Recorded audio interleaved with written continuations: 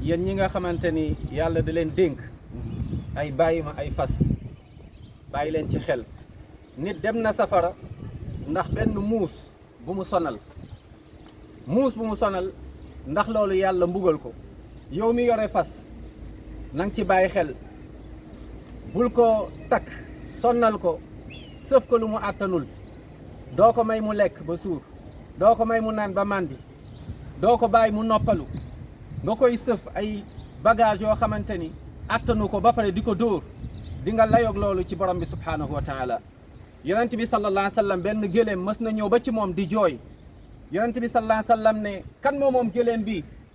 kenn ne man la mu ne gëléem bii de mu ngi jooy ndax li nga ko sëf dafa rëy nee na ama tattaqillah fi hadihi albahima allati mallakakaha allah mu ne moo ndax doo ragal yàlla ci bàyyi ma bi nga xam ne yàlla moo la ko dénk subhanallah nee na innahu ishtaka ilayya nee na gëléem gii de ñëw na jooy di jàmbat ci man ndax lan mooy annaka tujiuhu wa tutibu ndax yaa ngi koy xiifal mayoo ko mu lekk ba pare te tamit bàyyi woo ko mu noppalu kon yéen ñi yore ay fas